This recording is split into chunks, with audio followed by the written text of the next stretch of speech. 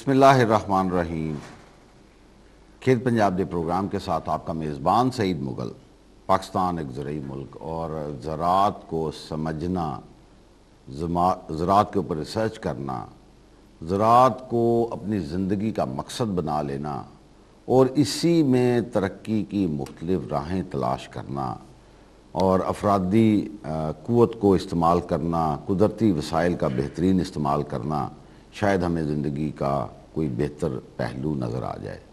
اسی کو ذہن میں رکھتے ہوئے اپنی ایبلٹیز کو، کیپیسٹیز کو ہم یوز کرتے ہیں، اور یقیناً یہ ایک بہت بڑا، میں سمجھتا ہوں ایگریکلچر اتنا براڈ اسپیکٹرم قسم کی ایکٹیویٹی ہے کہ اس میں تمام فیکٹرز کو اگر ہم لوگ کنٹریبیوٹ کریں اور تمام فیکٹرز کو انالائز کریں تو ہمیں سمجھ آتی ہے کہ ابھی ہم بہت پیچھے ہیں اور ابھی ہمیں بہت کچھ کرنا ہے۔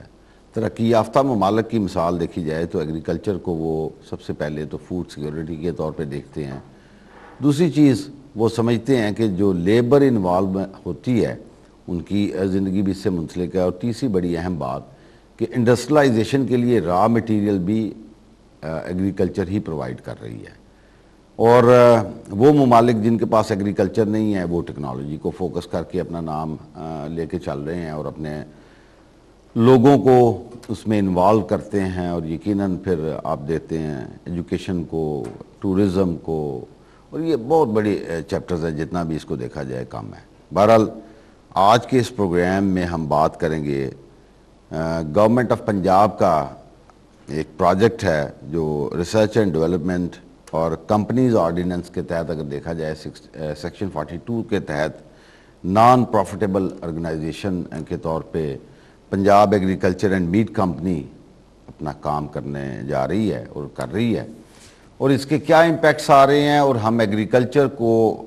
کیسے دیکھ رہے ہیں، اور کیا ضرورت تھی کہ Punjab agriculture and meat company کا جو وجود میں آنا، اور پھر یہ کام کیسے کریں گے، اور کیسے ایکسپرٹس جو ہیں کوئی ایسی چیز ہمیں بنا کے دیتے ہیں کہ جس سے ہمارے لوگوں کی خوراک بھی وابستہ ہے، ہمارے لوگوں کی زندگی کی خوشحالی بھی وابستہ ہے، اور جو ہم انڈر کیپیسٹی کام کر رہے ہیں اس کو کس طرح بہتر کر سکتے ہیں۔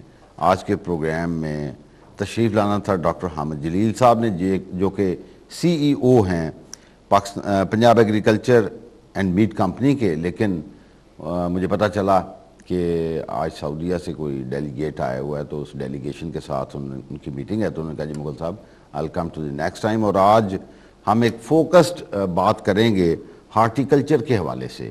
آج ہمارے پاس ہارٹیکلچرسٹ ہیں جواد قادر صاحب، جو کہ یقیناً ایگریکلچر یونیورسٹی فیصل آباد سے کوالیفائڈ ہیں، اور ان کی زندگی میں یقیناً آفٹر کوالیفائنگ دی ہارٹیکلچر انہوں نے اپنی زندگی کے بے شمار سال گزارے ہوئے ہیں گورنمنٹ پرائیویٹ سیکٹرز میں، اور آج کل یہ Punjab agriculture and meat company میں ایز اے ہارٹیکلچرسٹ کام کر رہے ہیں، اور آج ہمارا اسپیسیفک فوکس ہوگا ہارٹیکلچر کے اوپر۔ بہرحال میں پوچھوں گا اور خوش آمدید کہوں گا جواد قادر صاحب کو۔ بہت شکریہ جناب، آپ تشریف لائے۔ پہلے تو یہ بتائیے کہ جو Punjab agriculture and meat company ہے، اس کا کانسیپٹ کیا ہے، اس کا مشن کیا ہے، اور یہ کیسے امپارٹ کرے گی چیزوں کو؟ مغل صاحب بہت شکریہ کہ آپ نے آج ہمیں موقع دیا کہ آ کے ہم اپنے کام کے حوالے سے کچھ ناظرین کو اس کے بارے میں بتا سکیں کہ Punjab agriculture and meat company کیا کر رہی ہے۔ Punjab agriculture and meat company جیسا کہ آپ نے بتایا سیکشن 42 کے اندر رجسٹرڈ ایک ناٹ فار پروفٹ کمپنی ہے، جو کہ مخصوص شعبہ جات کو ترقی دینے کے لیے بنائی گئی ہے۔ ہمارا ویژن ہے کہ ہر ضلع اپنی زرعی معیشت کے ذریعے ترقی کرے۔ ٹھیک ہے، تو اس حوالے سے ہمارے دو فوکس ہیں، لائف سٹاک اور ہارٹیکلچر۔ Right sir. ہارٹیکلچر کے اندر ہم نے اسٹڈی کرنے کے بعد اور مختلف کنسرنڈ اداروں کے ساتھ مشاورت کے بعد ان اداروں کے اندر nuclear institute of agriculture and biology, university of agriculture Faisalabad, national agriculture research centre اور برانی ریسرچ انسٹیٹیوٹ چکوال، ان اداروں کے ساتھ میٹنگز کے بعد اور کنسلٹیٹیو ورکشاپس کے بعد ہم نے کچھ ایسے فیلڈ متعین کیے جن میں کام کی بہت زیادہ ضرورت تھی کہ ان کے اندر کام کر کے ہم بڑی تیزی سے اس علاقے کو ترقی دے سکتے ہیں. اس میں اگر آپ مجھے موقع دیں تو میں ایک ایک کر کے ان سب پروجیکٹس کے حوالے سے اور ان کے بیک گراؤنڈ کے حوالے سے آپ کو بتانا چاہوں گا. جی کیوں نہیں, اسی لیے تو ہم آج بیٹھے ہوئے ہیں, بلکہ میں جاننا چاہوں گا. اور یقیناً میڈیا اس وقت بہت اہم رول ادا کر رہا ہے لوگوں میں اویئرنس دینے کے لیے, خبریں پہنچانے کے لیے, انفارمیشنز دینے کے لیے. اور یہ جو کھیت پنجاب دے پروگرام ہے ایگریکلچر بیسڈ, یہ پنجاب ٹیلی ویژن کا ایک ایسا پروگرام ہے جس میں we discuss the things in detail کہ ابھی کون کون سی اپرچونیٹیز ہیں جن کو ایکسپلور کیا جا سکتا ہے. جی پلیز. اس میں ہمارا جو سب سے پہلا پروجیکٹ ہے وہ ہے پوٹھوہار کے اندر, یعنی پوٹھوہار کو زیتون ویلی کے طور پر اسٹیبلش کرنا. ٹھیک ہے. اب اس میں صورتحال یہ ہے کہ پوٹھوہار میں زیتون, جنگلی زیتون بڑے عرصے سے, ہزاروں سال سے جب سے نون ہسٹری ہے, جنگلی زیتون یہاں پر موجود ہے. اچھا, ایک چیز بڑی اہم ہے, ہمیں دیکھنا یہ ہے کہ ہمیں نیچر کیسے سپورٹ کرتی ہے. اور بینگ ایگریکلچرسٹ ہمارا یہی کام ہے کہ ہم نیچر کو اسٹڈی کریں اور کون کون سی کراپس جو ہیں کتنی وائبل طریقے سے ہمیں آؤٹ پٹ دے سکتے ہیں. یہی تو ایگریکلچرس کا کام ہے. جیسے آپ نے فرمایا کہ ڈفرینٹ انسٹیٹیوشنز بھی ہیں اور اس کے علاوہ جو کمیونٹی ہے ان سب کو ساتھ کوارڈینیٹ کرنے کے لیے, برج اپ کرنے کے لیے آپ کا ڈپارٹمنٹ کام کرے گا. کیونکہ آلریڈی جیسے آپ نے فرمایا نیاب ہے, یونیورسٹی آف ایگریکلچر ہے, NARC ہے, ایگریکلچر ایکسٹینشن ڈپارٹمنٹ ہے.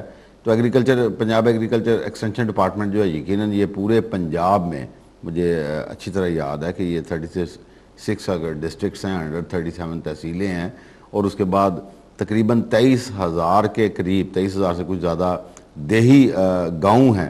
تو آلریڈی تو ایکسٹینشن ڈپارٹمنٹ بھی کام کر رہا تھا. تو یہ نئے ڈپارٹمنٹ کی جگہ کیسے بنی؟ جی ہم انہی اداروں کے جو آلریڈی گورنمنٹ کے موجود ادارے ہیں ان کے پہلو بپہلو کام کر رہے ہیں. یعنی جہاں پہ ہم دیکھتے ہیں کہ جہاں پہ سپیس کی ضرورت ہے, جہاں پہ ایسی انٹرونشن کی ضرورت ہے جو ڈائریکٹ ہو اور جو کسی دوسرے ادارے کے دائرہ کار میں نہ آ رہی ہو, اس چیز کے اندر ہم کام کرنے کی کوشش کر رہے ہیں. جیسے اگر ہم زیتون کے اندر آ جائیں تو زیتون کے اندر گورنمنٹ کے مختلف اداروں نے تحقیقی پروجیکٹس چلائے پچھلے 15 سے 20 سال کے دوران. مجھے یاد ہے بڑی اچھی طرح Pakistan PODB Pakistan oil seed and development board تھا, تو اس کو تو ڈیزالو کر دیا گیا. اس کا مطلب یہ ہے کہ اب ان کی جگہ آپ جو فل اپ کریں گے. جی اس پروجیکٹ کی حد تک آپ کہہ سکتے ہیں کہ ہم نے اس کام کو آگے بڑھایا جو PODB کر رہا تھا. اچھا. لیکن اس میں PRC نے بھی کام کیا, NARC نے بھی کام کیا, اور برانی ریسرچ انسٹیٹیوٹ چکوال میں بھی کافی کام ہوا. اچھا, یہ جتنے آپ ریسرچ انسٹیٹیوٹس کا نام لے رہے ہیں, بنیادی طور پہ ایک سائنٹسٹ کا کام ہوتا ہے کہ وہ کسی اسپیسیفک چیز کے اوپر کام کر کے اس کے بعد اس کی جو ریسرچ ہے, پبلیکیشنز ہے, وہ تھیسز لکھ کے اس نے الماری میں رکھ دینا ہوتا ہے.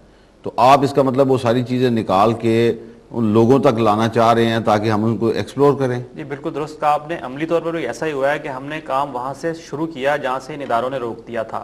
یعنی برانی ریسرچ انسٹیٹیوٹ چکوال کے اندر اور PODB کے اندر جن ورائٹیز پہ کام ہوا تھا, اور